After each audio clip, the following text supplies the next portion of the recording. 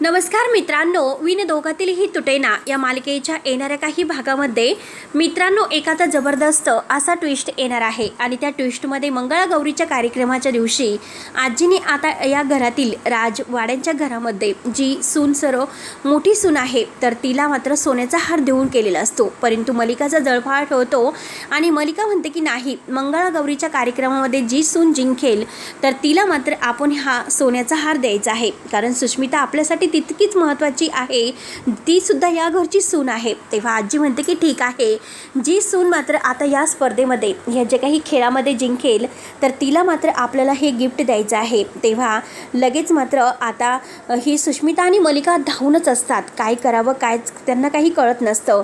म्हणून आता नक्की असा कोणता प्रकार घडला जातो आणि ह्या मंगळागौरीच्या कार्यक्रमामध्ये नक्की काय होणार आहे, नक्की आता ह्या स्वानंदीला मात्र जे काही म्हणजे विशुद्ध होण्याचं औषध आहे तर ते देण्याचा प्रयत्न करणार आहे। आता नक्की सविस्तर हे सर्व कसं घडतं ते आपण आजच्या ह्या व्हिडिओमध्ये पाहणार आहोत। त्यासाठी मित्रांनो व्हिडिओ शेवटपर्यंत नक्की बघत राहा आणि जर तुम्ही आपल्या चॅनलवर नवीन असाल तर चॅनलला सबस्क्राईब करण्यासाठी मात्र विसरू नका, जेणेकरून तुम्हाला आता विनोदोगातीलही तुटेना या मालिकेचे असे डेली अपडेट्स पाहायला मिळतील आणि असेच नवनवीन ट्विस्ट।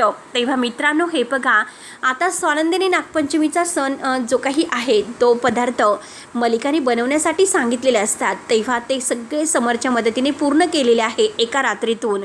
तरीसुद्धा मलिकाचा जळफाट होत असतो की ह्या स्वानंदीला किती काही केलं तरीसुद्धा ती आपल्याला वरचढ ठरते। आता आजी मात्र स्वानंदीवर खूप खुश होते आणि स्वानंदीला म्हणते की स्वानंदी, शेवटी तू आता सगळं काही व्यवस्थित केलेलं आहे, त्यामुळे आता माझ्याकडून तुला एक गिफ्ट आहे। तेव्हा गिफ्ट म्हणल्यानंतर इकडे मलिकाचे तर होशच उडतात। मलिका म्हणते की अहो आई, तुम्हाला कळतं का तुम्ही काय करतात? आता स्वानंदीचं ते कर्तव्यच होतं म्हणून स्वानंदीने ते सगळं केलेलं आहे आणि मग तुम्ही लगेच तिला गिफ्ट का देतात, तिच्यावर खुश होत। त्यावरती आता लगेच आई म्हणत असते की म्हणजे आजी, अगं मलिका, तुला का देखवत नाही, कायम कायम तू स्वानंदीचा रागराग का करत असते, तू का असं वागतेस बरं? आता लगेच म्हणजे ही स्वानंदी म्हणते की आजी, अहो जाऊन द्या, कशाला काकूंकडे लक्ष द्यायचं, कारण काकूंना सवय झालेली आहे ते सर्व करण्याची। काकूंची ती सवय कुठे मोडणार आहे का? काकूंना कितीही समजावलं तरीसुद्धा काकू काही बदलत नाही, त्यामुळे आता किती काही झालं तरी शेवटी आपल्याला मात्र काकूंकडे यापुढे लक्ष द्यायचं नाही, म्हणून तिने असं ठरवलेलं असतं। त्यानंतर मात्र आता लगेच मंगळागौरीचा सण आहे। आजी म्हणते की अगं स्वानंदी, मंगळागौरीचे आता आपल्या घरामध्ये सगळी तयारी तुला करायची आहे, तू या घरची मोठी सून आहे आणि या मंगळागौरीच्या वेळेस मला तर असं वाटतं की स्वानंदी, तुला म्हणजे तो सोन्याचा हार आहे तर तो सोन्याचा हार मला देवासा वाटतो। तर स्वानंदी म्हणते की काकू, अहो मला काही नको, कशाला हे सर्व, मला सोन्याचा हार वगैरे काही नको। आता हे सर्व काही ऐकल्यानंतर लगेच मात्र ह्या मलिकाला लगेच धक्का बसतो। सोन्याचा हार म्हणजे लगेच म्हणजे स्वानंदी काय जास्त यांच्यासाठी लाडाची आहे, कारण कायम स्वानंदीचाच विचार करतात, सुष्मिता बिचारीचा कोणी विचार करत नाही। तर आता मलिका लगेच भांडण काढायला सुरुवात करते। आजीला म्हणते की आजी, आई, तुम्ही सतत फक्त स्वानंदी करत असतात, सुष्मितासुद्धा ही या घरची सून आहे हे तुम्ही विसरतातच। तेव्हा आजी म्हणते की अगं विसरत नाही, परंतु सुष्मिताने सुद्धा आता सून आहे म्हटल्यानंतर घरातील काही कर्तव्य पार पाडायला नको का, सगळं काही व्यवस्थित व्हायला नको का? आणि आता लगेच मात्र आजी म्हणते की हो ना, हो, सुष्मिता कोणते काम व्यवस्थित पार पाडते। तर मलिकाचा असं म्हटल्यानंतर आणखीनच आता जळफाट होत असतो। त्यानंतर आता लगेच स्वानंदी म्हणते की काकू, त्या दिवशी मात्र मी इतक्या प्रेमाने आता हे नागपंचमीचा स्वयंपाक बनवला होता, समोर राजवाड्यांनी माझी मदत केली, पण तरीसुद्धा मात्र तो स्वयंपाक बिघडवण्यासाठी तेथे आला होता आणि ते सगळं काही स्वयंपाक आहे तर तो तुम्ही फेकून देण्याचा सुद्धा प्रयत्न केला, पण त्याच वेळेस मात्र मी तुम्हाला अडवलं आणि तुम्हाला व्यवस्थित समजावून सांगितलं की नैवेद्याच्या बाबतीत सुद्धा तुम्ही देवाच्या पुढे मागे पुढे पाहायला बघत नाही, म्हणून मात्र आता लगेच तुम्हाला कायम फक्त आणि फक्त अंशुमन सुष्मिता यांचं दिसत असतं।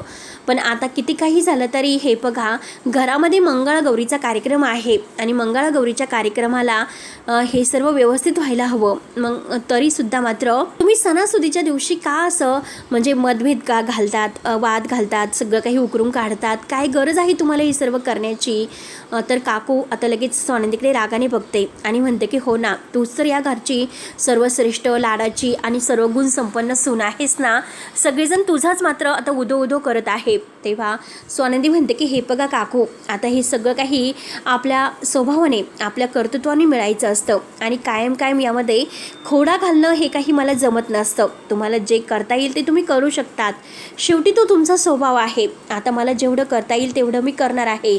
पूजा वगैरे मांडणार आहे आणि मला तुम्ही अडवण्याचा जर प्रयत्न केला आणि यामध्ये खोडा घालण्याचा प्रयत्न केला तर आता सगळं देव बाप्पा आहे ते बघून घेतील आणि आजींचं मन मला दुखवायचं नाही. म्हणून स्वानंदी सगळी तयारी करायला घेते. आता लगेच ही सुष्मिता आहे, सुष्मिता तयार होत असते. मलिका लगेच तिचे कान भरायला तेथे येते आणि म्हणते की अगं सुष्मिता, तुला कळतं का, तुला सोन्याचा हार हवा आहे ना, मग आता मी जे सांगेल ते तुला करायचं आहे. तेव्हा सुष्मिता म्हणते की मॉम इन लॉ, अहो काय बोलतात तुम्ही, सोन्याचा हार आणि कोण देणार आहे. मलिका म्हणते की अगं हे बघ, आता तुला मंगळागौरीच्या खेळामध्ये काय करावं लागणार आहे ते सगळं काही मी तुला सांगते. व्यवस्थित ते सर्व तू ऐकून घ्यायचं आणि व्यवस्थित ऐकल्यानंतर आता हे सर्व काही तुला करायचं आहे. त्यामुळे तू प्लीज जे काही मी तुला सांगेल ना तर तेच कर. आणि शेवटी आता हे जे झालेलं आहे तर त्या सगळ्यावरती तुला स्वानंदीचं मात्र सगळ्यांच्या समोर म्हणजे तिला बेशुद्ध पाडायचं आहे. तिला खेळ वगैरे खेळता येत नाही असं दाखवायचं. एकदा की ती बेशुद्ध पडली मग ती नाटक करत आहे असं सगळ्यांसमोर दाखवायचं. म्हणून मात्र आता तिने मलिकाने स्वानंदीच्या ज्यूसमध्ये काहीतरी बेशुद्ध होण्याचं गुंगीचं औषध मिक्स करायला सांगितलेलं असतं. सुष्मिता म्हणते की ठीक आहे, परंतु जर ताईला हे सर्व समजलं तर ताई काही माझी खैर करणार नाही. तर लगेच आता हे असं मलिकाने सांगितल्यानंतर शेवटी सुष्मिता ऐकायला तयार होते, कारण तिला सोन्याचा हार आहे तर तो आपल्याला भेटावा याची लालसा लागलेली असते. म्हणून ती लगेच स्वानंदीच्या ज्यूसमध्ये असं जे काही बेशुद्ध होण्याचं औषध आहे तर ते मिक्स करते आणि बेशुद्ध होण्याचं औषध मिक्स केलेलं आहे. परंतु आता योगायोग मात्र आता तेथे मलिका चाललेली असते. मलिकाला माहितीच नसतं सुष्मिताने मात्र कोणत्या ग्लासमध्ये मिक्स केलेलं आहे. तर स्वानंदी समोर ज्यूस पित असते. मलिकाला असं वाटतं की नक्की त्याच ग्लासामध्ये बेशुद्ध होण्याचं औषध आहे. म्हणून आता ती लगेच तो ग्लास घेते आणि स्वानंदीकडे हसत मात्र तो पिऊन टाकते. तिला असं वाटतं की आता हिला कसले म्हणजे खेळता येतात खेळ वगैरे, आता सगळं काही सुष्मितालाच होईल, सुष्मिताच आता हार जिंकेल असं तिला वाटत असतं. म्हणून लगेच घाईने ती औषध आहे तर ते ज्यूसमध्ये औषध मिक्स केलेलं आहे तर ते पिऊन घेते आणि तेवढ्यात मात्र तीच भान हरपते आणि खाली बेशुद्ध होऊन पडते. तेव्हा सगळेजणी धावत येतात की काकूला काय झालं. तेव्हा सुष्मिताच्या लक्षात येतं की आपण जे काही गुंगीचं औषध मिक्स केलं होतं तर ते आईंनीच पिऊन घेतलं. आपण मात्र स्वानंदीसाठी हे सर्व केलं होतं, ताईसाठी, आणि आता तर ह्या मॉम इन लॉच पेल्या, काय करायचं. म्हणून सुष्मिता पूर्णपणे घाबरून जाते आणि सुष्मिता आता सगळ्यांच्या समोर बोलून जाते, मॉम इन लॉ, तुम्ही मला हे सर्व ताईसाठी करण्यासाठी सांगितलं होतं आणि तुम्हीच ते औषध पिऊन घेतलं. तुम्हाला कळतं का तुम्ही काय केलं. आता हे सगळं काही बघितल्यानंतर लगेच स्वानंदीला धक्का बसतो. स्वानंदी म्हणते की सुष्मिता, तू सुद्धा यांना सामील आहे. तर सुष्मिता म्हणते की ताई, अगं मी नाही, मला काही तू आरोपी ठरू नकोस, मला हे सगळं मॉम इन लॉने करण्यासाठी सांगितलं होतं. स्वानंदीच्या सगळं काही समोर येतं. समोरसुद्धा तेथेच असतो आणि आजीसुद्धा. आजी म्हणते की सुष्मिता, अगं जशी तुझ्या सासू वागते तसंच ती तुला शिकवते आणि तू सुद्धा तिच्या पावलावर पाऊल ठेवून वागायचं बघते. अगं तुला कळतं का तू काय करतेस.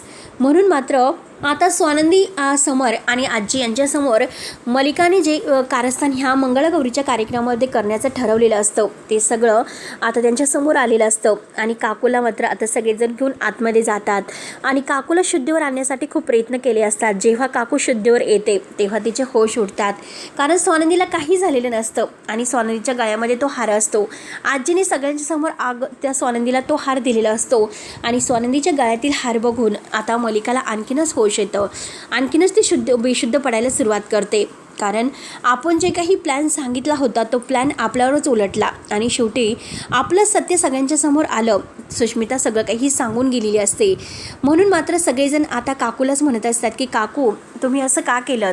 आता हे बेशुद्धीचं औषध आहे तर ते स्वानंदीच्या ग्लासमध्ये मिसळण्यासाठी का सांगितलं होतं. मलिका म्हणते की अरे मी कुठे काय करण्यासाठी सांगितलं होतं. समोर जेव्हा विचारतो तेव्हा तर सुष्मिता म्हणते की अहो मॉम इन लॉ, तुम्ही असं का करतात. तुम्हीच मला हे सर्व करण्यासाठी सांगितलं होतं आणि शेवटी तुम्हीच मात्र तो ग्लास आहे तो तुम्हीच पिऊन घेतला, मी तरी काय करणार होते, माझी तरी काही चूक होती आणि जरीही मी केलं नसतं तर तुम्ही माझ्यावर रागवलं असता, म्हणून मी तो ग्लास स्वानंदीला देण्याचं ठरवलं होतं, पण ऐन वेळेस तुम्हीच आलात आणि तो ग्लास पिऊन घेतलात. आता काकू म्हणते की अगं सुष्मिता, काय बोलतेस, मी तुझ्यासाठी हे सर्व करते आणि तू माझंच नाव सगळ्यांच्या समोर सांगते. म्हणून सुष्मिताने आता सगळ्यांच्या समोर मलिकाची पोलखोल केलेली असते. समरला फारच राग येतो. समर म्हणतो की काकू, तुझ्याकडून मला ही अपेक्षा नव्हती, स्वानंदीच्या बाबतीत तू असं काही वागशील अशी कोणतीही अपेक्षा मी केलीच नव्हती. शेवटी मंगळागौरीच्या कार्यक्रमातील जो हार आहे तो स्वानंदीला मिळाला, परंतु जर तू मागितला असता तर मी सुष्मिताला दुसरा हार आणून दिला असता, पण हे सर्व करण्याची काय गरज होती. म्हणून आता लगेच सगळ्यांना एक प्रकारचा खूप मोठा धक्का बसलेला असतो. सगळेजण आता काकूकडे रागाने बघत आहे आणि काकूची बोलती पूर्णपणे बंद झालेली असते. तर मित्रांनो, आता शेवटी काकूची पोलखोल खुललेली असते सुष्मितामुळे आणि काकू ही सुष्मितावरच रागवत असते आणि अंशुमन ही सगळं काही बघतो आणि तो काकू आणि सुष्मिता या दोघींकडे रागाने पाहत असतो. तर मित्रांनो, आता पुढे नक्की काय होईल बघायला विसरू नका. तोपर्यंत धन्यवाद.